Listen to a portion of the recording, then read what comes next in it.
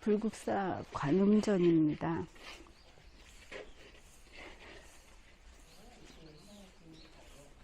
천수관음보살 탱화가 모셔져 있는 그런 관음전입니다.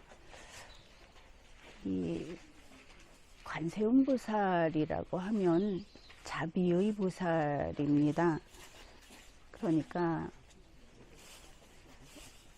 세상을 구하고 또 생명 있는 자들이 현세의 고난에서 벗어나게 하는 그런 자비의 보살이다. 그런데 생명 있는 자들이라고 하면 어떻습니까? 당연히 그것이 우리 인간들이라고 생각을 할 수 있는데, 불교에서 말하는 생명 있는 자들이라고 하는 것은 포괄적입니다. 사람만이 아니고 모든 생명체를 가리키는 것이 되겠습니다. 이 관세음보살 탱화를 자세히 보여드리겠습니다.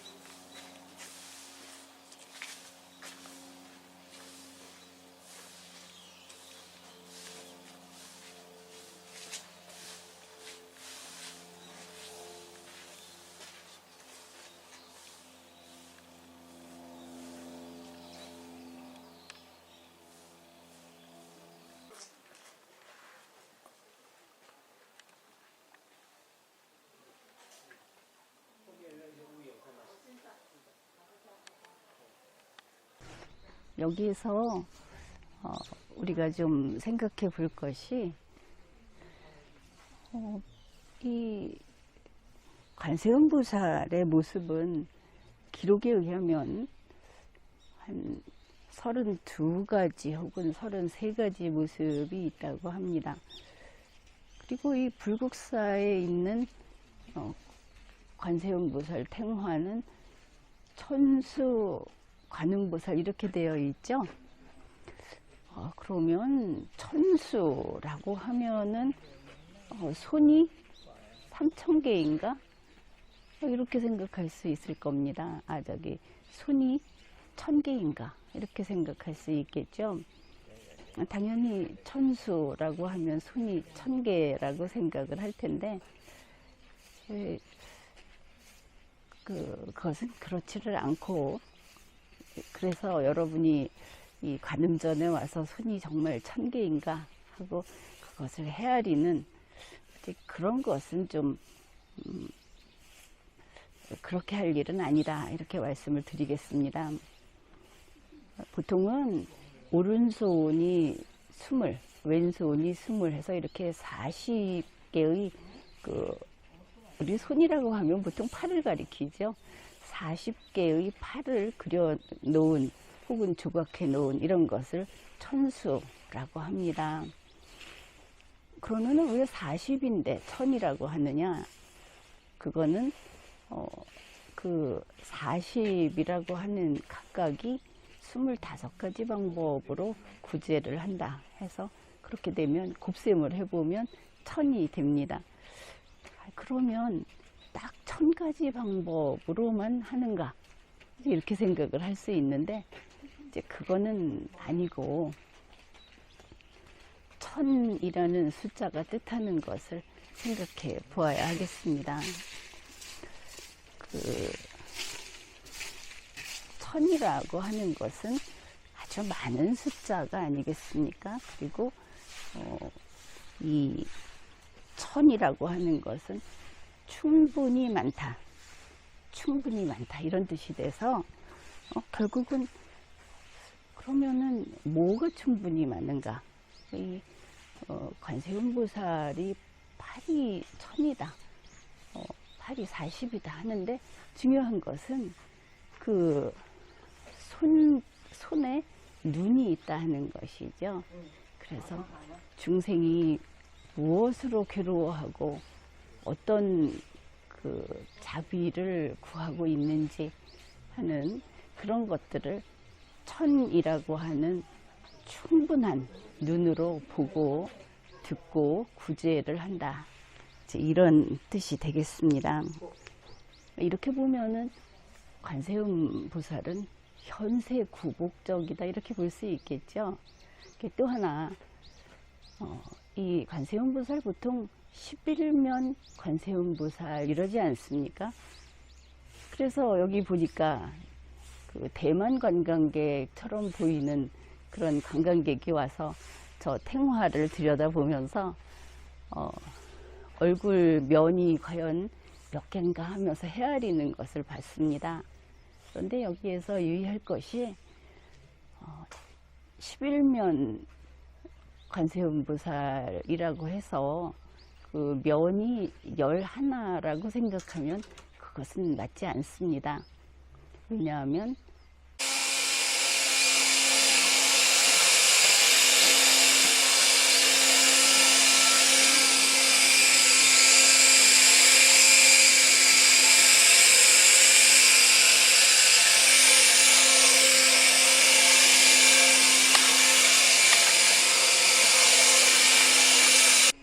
그 관세음보살 본 얼굴하고 이제 그 이외에 11개의 얼굴이 있다 이렇게 보면 되겠습니다. 그러면은 전부 12이 되겠죠.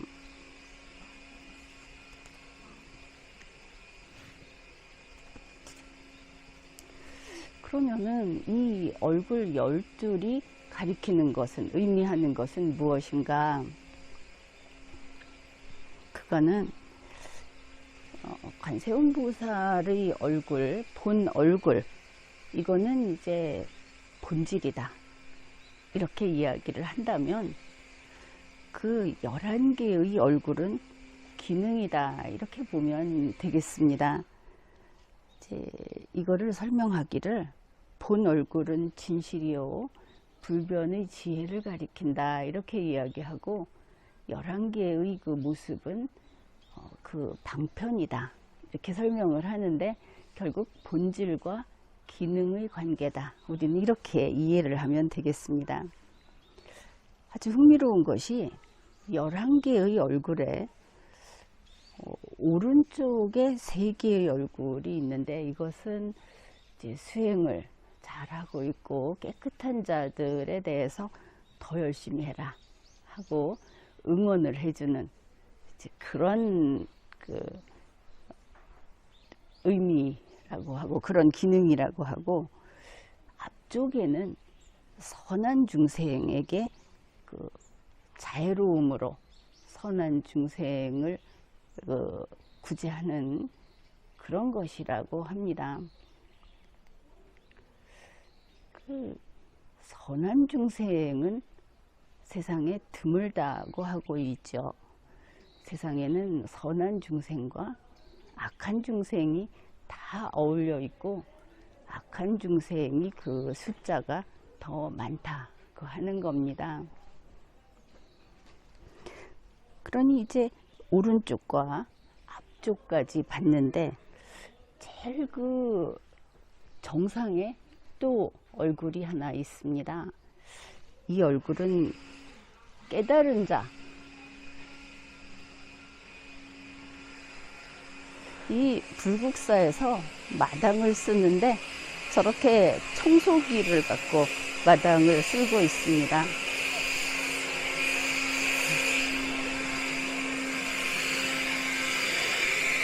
아주 시끄럽고 성의도 보이지 않고 이게 불국사의 지금 모습입니다.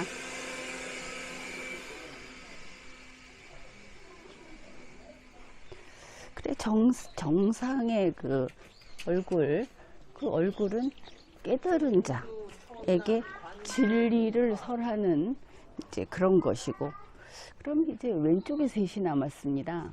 왼쪽에 셋은 그 악한 중생,